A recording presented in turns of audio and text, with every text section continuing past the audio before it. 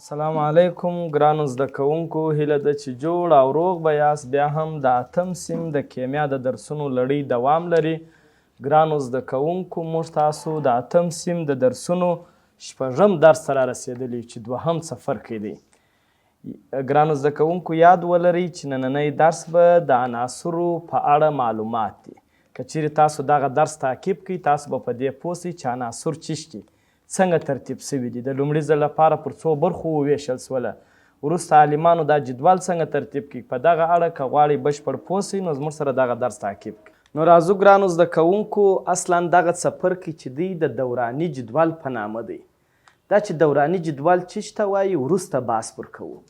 لومړی راځو چې دا دوراني جدول جوړ د څه دی، په دغه اړه بحث کوو. یعنې عمومي څپرکی د دوراني جدول په اړه دی، خو دوراني جدول جوړ د څه دی، د عناصرو څخه دی. نو ځکه باید لومړی موږ عناصر وپیژنو چې بیا دغه عناصر په دوراني جدول کې څنګه ترتیب شوي دي، چا ترتیب کړي دي، اړخیزه معلومات انشاءالله باندې وایي. نو راځئ لومړی ټول عناصر ګرانو زده کوونکو چې در اوسه پورې څېړنې پر شوي دي یا په نصاب کې داخل شوي دي، 118 عناصر دي. ټول عنصرونه 118 دي، یعنی ټول عنصرونه مجموعاً څو دي؟ 118. بعضې کسان وایي چې 121، 122، 123، خو هغوی در اوسه نه دي تکمیل شوي، نصاب ته نه دي داخل شوي. بس موږ وایو چې ټول عناصر 118 دي، چې د هغې له جملې نه عناصر وروسته په جدول کې ترتیبیږي. خو د عناصر پر څو برخو ویشل شوي دي. که ستاسو څوک پوښتنه وکړي چې عناصر پر څو ډوله دي، که ستا سره دا سوال پیدا شي چې عناصر خپله څه ته وایي، دا موږ په تیر درس کې مطالعه کړې وه چې عناصر د یو شانو اټومونو مجموعې ته وایي، لکه وسپنه، مس، سره زر، سپین زر، همدا ټول عنصرونه دي چې مجموعه یې 118 کېږي.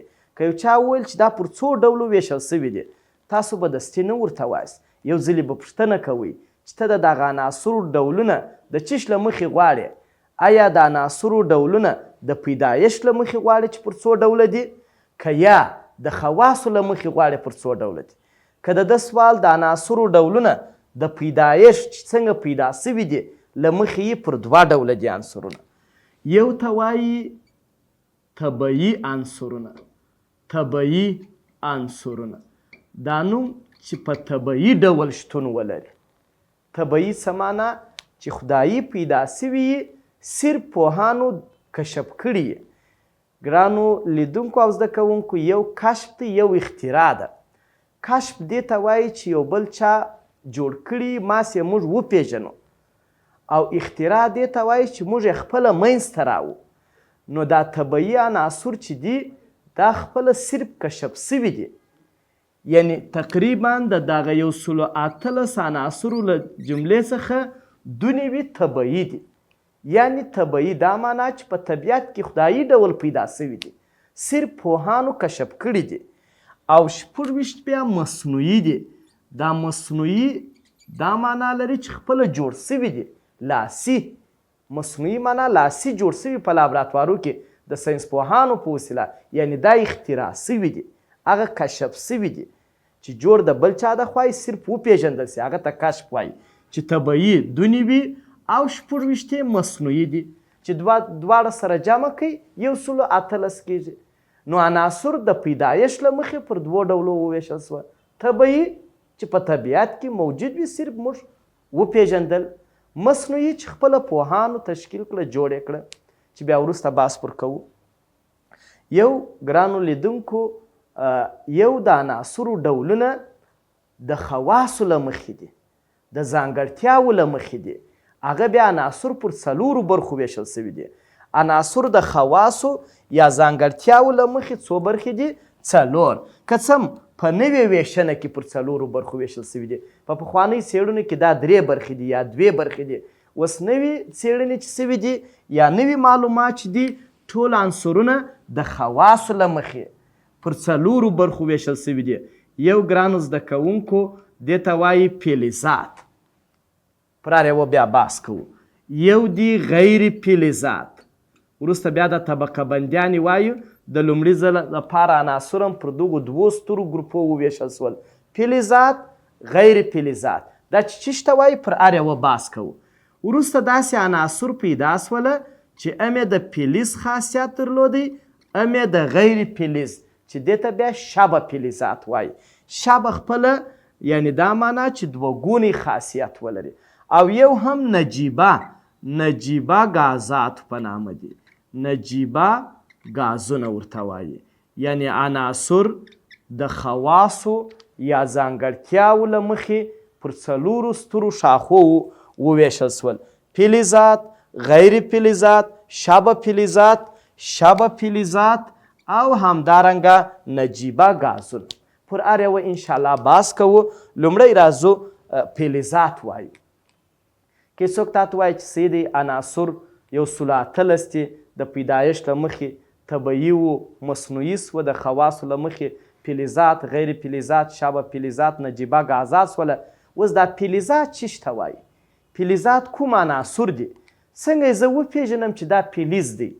د دغه سوالو د جوابو دپاره باید ته د فلزاتو ځینې ځانګړتیاوې زده کړې.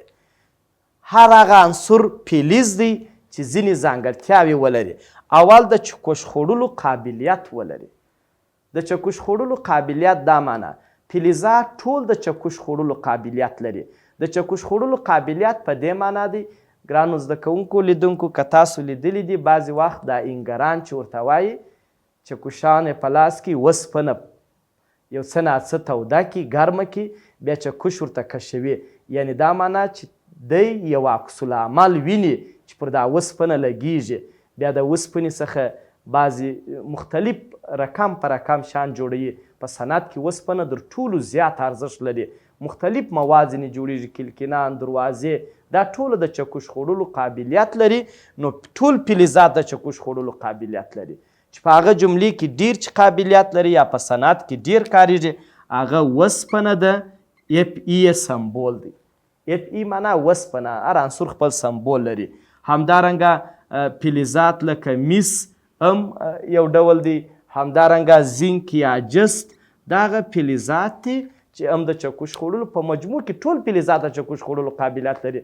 د هغوی د نومونو څخه مو یو څو دانې درته یاداوري کړله. بل چې دی ګرانو زده کوونکو فلزات چې برق تیروي. فلزات د دې توانایي لري چې تر څو برق د یوه ځای څخه بل ځای ته تیر کړي. که ستاسو فکر دی دا لینو کې چې برق ځي تاسو په دې پوهیږئ چې د دې دنونه څه شي شته؟ د دې دنونه موږ دوه رقمه لینونه لرو. یو اتور پن لینونه دي چې په هغه کې د المونیم په نامه عنصر دی.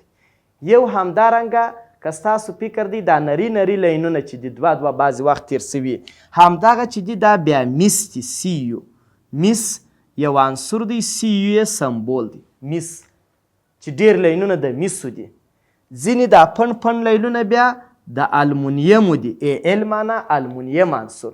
ټول عناصر دي. په عناصرو کې بیا دې ته فلزات وایي. د برق تیرولو وړتیا لري. یعنی که چیرې تاسې د هغه د لین سربیرن پوس ور لس کوئ تاسو دننه یو سیم سته. د هغه سیم په دا تورو لینو کې سپین وي او په دغه نري لینو کې ژړ وي. دا ژړ مس دي او دا تورو لینو کې دا سپین چې دی دا المونیم دی. خو در ټولو ښه برق چې تیروي هغه سپین زر دی. سپین زر در ټولو ښه د برق تیرولو وړتیا لري او سره زر. خو سره زر بیا په بل شي کې هم ډېر ښه وړتیا لري. دا ټول په مجموع کې ټول فلزات برق تیروي. خو چې ډېر یې تیروي همدغه فلزات ښه برق تیروي. بل د پاڼې کېدو قابلیت لري. پاڼه څه معنا؟ نازکه پاڼه ځینې جوړېږي. مخکې مو هم درته ویل د چکش په وسیله فلزات ټکوي بالاخره نازک شان ځینې جوړوي. یو د هغه له جملې نه چې در ټولو نازک کېدو پاڼه لکه د کتابچې ورقه نازکه پاڼه وایي در ټولو چې ډېر نازک کېږي هغه تاسو پوهیږئ سره زر دی. ایو د چا سمبول دی؟ د سرو زرو.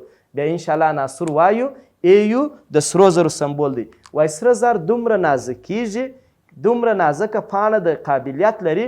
وایي که چیرې موږ د لمر مخې ته ونیسو او یو چا ته وایي چې آیا ته پوهیږې چې دلته یو څه سته که یا یعنی دی به دا فکر وکړي چې دلته هیڅ شی نسته.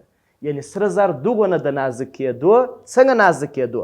یو د سیم کېدو نازک کېدو قابلیت دی، یو د پاڼې کېدو نازک یعنی لکه ورقه ډېر چې نازک کېږي در ټولو فلزاتو هغه بیا سره زر په مجموع کې ټول فلزات دا ځانګړتیاوې لري خو سره زر بیا در ټولو ځلا لري هر فلز خپل ځان ته جلا ځلا لري اوس د مثال په توګه مس جلا ځلا لري سره زر یو بیا جلا ځلا لري مخکې مې درته ویله چې یو بل قابلیت هم لري چې هغه د سیم کېدو قابلیت هم فلزات لري د سیم کېدو قابلیت لري سیم بیا چې نازک سیم ځینې جوړیږي چې هغه بیا په اوله درجه بیا موږ تاسو وایو د خیره سره پلاتین په نامه عنصر دی پلاتین بیا د سیم کېدو په نازک سیم کېدو قابلیت ډیر زیات لري نو په مجموع کې ټول عناصر لري خو دا چې ځینې ما درته یاداوري کړه دا بیا په دې کې خاصې ځانګړتیاوې لري نو که دغه ځانګړتیاوې یو عنصر ودرلودلې بس همدغه عنصر ته فلزات وایي زه ځینې بیلګې اوس په مجموع کې درته وایم چې تاسو لیدلي دي اوسپنه ګردو لیدلې ده دا یو فلز دی مس ګردو لیدلي دي دا یو فلز دی سره زر ګردو لیدلي دي دا یو فلز دی دا د المونیم لینونه ګردو لیدلي دا یو فلز دی همدارنګه دا هغه سرب یا پی بی سمبول دی اکثریتو لیدلي دي دا یو فلز دی دا په مجموع کې هغه شناخته عناصر چې موږ ډیر لیدلي دي همدغه د فلزاتو یو څو نمونې وې د هغه څخه وروسته غیر فلزات وایي معمولا دا یو کلمه تاسو زده کړئ یو فلزات بل دا د غیر کلمه راسي اوس مثال موږ وایي لایق غیر لایق یا نالایق لایق دې وپېژندئ چې ښه استعداد لري نالایق چې هغه استعداد ونه لري عین کیسه فلزات خو دې وپېژندل ښه ټینګ دې وپېژندل و ښه دې سر په خلاص و اوس راسه غیر فلزات د هغو سرچپه د هغو برعکس یعنې چې د فلزاتو خواص ونه لري ښه چې د فلزاتو خواص ونه لري هغه ته چې وایي غیر فلزات خو که ستاسو څوک پوښتنه وکړي ته غیر فلزات تعریف کړه ته به داسې نه ورته وایه چې غیر فلزات هغه دي چې د فلزاتو برعکس خواص ولري صحیح دی خو هغه وایي زه خپله فلزات بیا نه پېژنم نو بیا به ته داسې ورته وایه د فلزاتو ځانګړتیاوې خو تاسو زده کړي دي هغه سرچپه کوي ماسې نه ور واچوئ غیر فلزات هغه دي چې د چکش خوړلو قابلیت ونه لري غیر فلزات هغه دي چې برق تیر نه کړي غیر فلزات هغه دي چې د چکش خوړلو قابلیت یا د پاڼې کېدو قابلیت یا د سیم کېدو قابلیت یا ځلا ونه لري یعنې تاسو بیا داسې ورته تعریفوئ ما دلته لنډ ماسې درته ولیکل برعکس معنا د هغه سرچپه لکه څوک ځینې غیر فلزات چې ډیر مهم دي د مثال په توګه موږ یادونه کوو غیر فلزات لکه هایدروجن د هایدروجن په نامه یو عنصر دی په طبیعت کې په دوه اټومي شکل پیدا کیږي اکسیجن انشاءالله الرحمن پر روانو درسو کې زه تاسو ته مشهوره ګروپونه لیکم ټول عناصر به اکثریت تاسو د خیره سره وپېژنئ اکسیجن مشهور عنصر دی چې موږ تاسو د تنفس په عملیه کې هم کاروو او ډېر استفاده ځینې کوو همدارنګه دا یو عنصر دی خو کم عنصر غیر فلز کاربون غیر فلز دی نایتروجن په نامه عنصر دی غیر فلز دی فاسفورس په نامه عنصر دی غیر فلز دی کلورین په نامه عنصر دی چې ډېر خطرناکه دی غیر فلز دی همدارنګه دغه یو څو نمونې د غیر فلزاتو وې دوی بیا نه د چکش خوړلو قابلیت لري نه پاڼې ځینې جوړیږي او داسې نور بل بیا شبه فلزات دي ګرانو زده کوونکو او لیدونکو شبه فلزات بیا څه ته وایي بیا موږ څه جدول وایو د خیره سره دا شبه فلزات داسې دي د فلزو غیر فلز په مابینځ کې دي په جدول کې بیا چې موږ د خیره جدول ووایو دا جدول داسې یو جوړښت لري کله چې موږ جدول باندې بحث کوو د خیره وروسته موضوع مو جدول دی کله چې جدول باندې بحث کوو دا جدول داسې یو جوړښت لري کله چې موږ دا جدول باندې بحث وکړو د جوړښت دا رقم شکل لري په دغه جدول کې که ستاسو پام دی بیا په دغه منځ کې شبه فلزات یعنی دا معنا چې دې خواته فلزات په جدول کې د خیره بیا وایو دې خواته غیر فلزات په دا مابینځ کې څوک دي شبه فلزات شبه فلزات د فلز او غیر فلز په مابینځ کې دي که ستاسو بعضې وخت فکر دی معمولا داسې ولایتونه چې د دوو ممالکو په منځ کې یې اوس د مثال په توګه زموږ په افغانستان کې د نیمروز ولایت د افغانستان یو ولایت دی خو ایران ته نږدې دی ډېر خلک تومن دا شان پشکې کاروي پولي واحد د ایران ولې ایران ته نږدې دی دا ولایت دوه ګونی خاصیت لري هم د افغانستان هم د ایران ولې هغه سیمې ته نږدې دی نو اوس هم دا شبه فلزات د کومو دوو سیمو یا د کومو عناصرو ترمنځ دي د فلزاتو غیر فلزاتو نو ته خپله پوه سه چې دی منځنی حالات لري هم د فلز خاصیت لري هم د غیر فلز همدا تعریف سو شبه فلزات هغه عناصر دي چې هم د فلز خاصیت هم د غیر فلز کوي چاول ولې ځکه د دوی دواړو په سرحد کې دي نیمه ځانګړتیاوې د دوی لري نیمه د هغه لري ښه ته یو مثال ماته ووایه لکه څوک بیا د خیره انشاءالله رسموو یم جدول مکمل رسموو لکه څوک لکه برون بیا د خیره بخښنه غواړم سلیکان جرمنیم دا دوه عنصرونه دي همدارنګه آرسینیک په نامه دی انتیموني او تیلوریم پلونیم انشاءالله مجموعي عناصر چې په شبه فلزاتو کې شامل دي همدغه یو څو دانې د نمونې په شکل دي بیا هم زه پلا نومونه یاداوري کوم سلیکان جرمنیم آرسینیک انتیموني تیلوریم او پلونیم مشکل نسته ځکه دا چندانې نه کاریږي بیا په جدول کې بشپړ درته وایم یو بیا نجیبه ګازونه دي نجیبه ګازات بیا چیش ته وایي نجیبه ګازات د اتم ګروپ دی بیا د خیره موږ څه وایو دا هغه عناصر دي چې اوکتیت وي اوکتیت حالت ولري موږ وایو نجیبه ګازونه هغه عنصرونه دي چې اوکتیت حالت ولري څوک ته تعریف ورته کوي اوکتیت هغه وایي دا اوکتیت خپله چیش ته وایي ته خو یې پلا نجیبه غازات پرېږده دا اوکتیت دی بیا چیش په ګډ کوي ته به بیا ورته وایه چې دا هغه عناصر چې اوکتیت څه معنا اوکتیت که یو اتوم خپل وروستی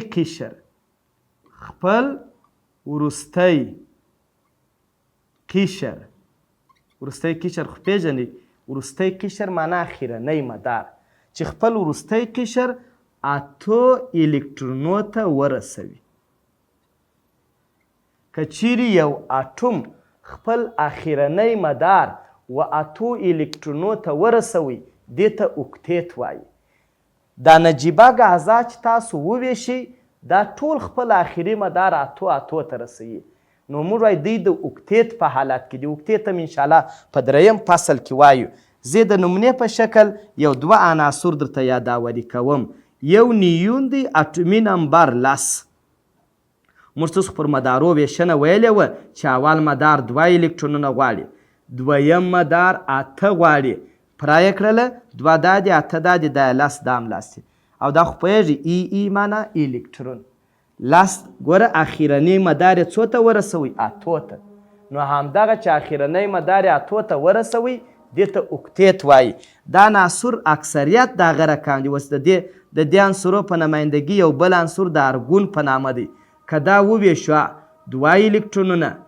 8 الکترونونه دا یې 10 8 نور پاته دي دا یې 18 ګوره د دې اخرنی مدار 8 ته ورسېدی دې ته اوکتیت وایي نو نجیبه ګازات هغه عنصرونه دي چې د اوکتیت په حالت کې څه معنا چې آخري مدار یې 8 ته رسولی خو استثنا لري بغیر له لومړي عنصر ماسې وه چې هغه هیلیم دی خپل وروستی قشر و 2 ته رسوي نور ټول عناصر یې په 8 ختمیږي راځو د عنصرونو طبقه بندي ګرانو زده کوونکو موږ خو مخکې ویل چې دا څپرکی که ستاسو په یاد دی د دوراني جدول په اړه دی دوراني جدول څنګه ترتیب سو عناصر څنګه ترتیب کو په دغه اړه موضوع وه دا چې موږ مخکې له دې چې دا موضوع شروع کو یو وارې مو عناصر وپېژندل د هغوی ډولونه مو وپېژندل اوس راځو د عنصرونو طبقه بندي ولې څه ضرورت دی اول دا سوال زه کوم څه ضرورت دی چې موږ تاسو دا وایو چې عناصر دي طبقه بندي سي معنا پر برخو دي وویشل سي خو بالا عناصر دي هر یو دي زده کوي نو څه مشکل سته زه به تاسو ته یو مثال وایم پخوا وختو کې که ستاسو فکر دی په دا مدرسو کې یو سیستم و ملا صاحب شاګردانو ته سبق ویلی ملا صاحب تقریبا 50 کسه شاګردان به وه.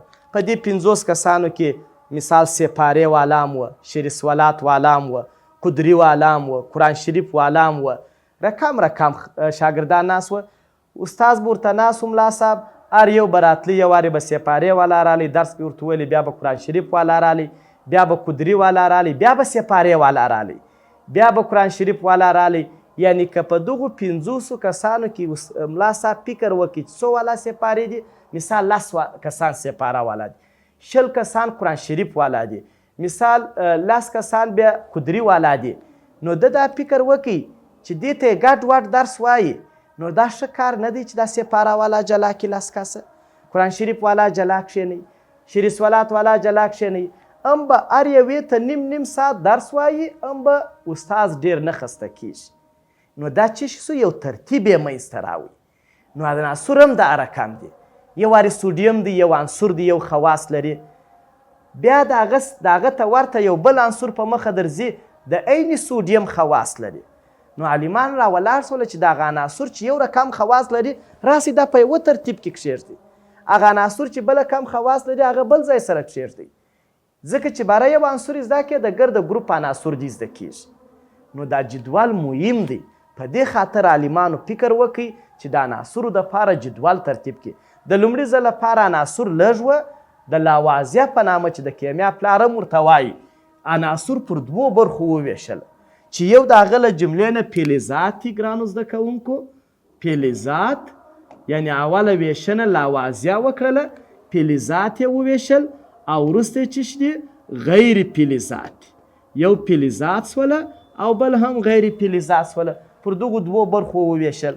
خو وروسته بیا عناصر ډېرېدله، بیا په 10م سیم کې د خیره سره د ده وروسته د جان دوبرینر په نامه عالم جدول ترتیب کړي، د هغه وروسته د لوترمایر په نامه جدول ترتیب کړي، د هغه وروسته د نیولندیز په نامه عالم جدول ترتیب کړي، د هغه وروسته مندلیب ترتیب کړي. خو ستاسو په کتاب کې هغه نسته، صرف مندلیب یادونه سوې ده، نو زه هم د مندلیب یادونه درته کوم.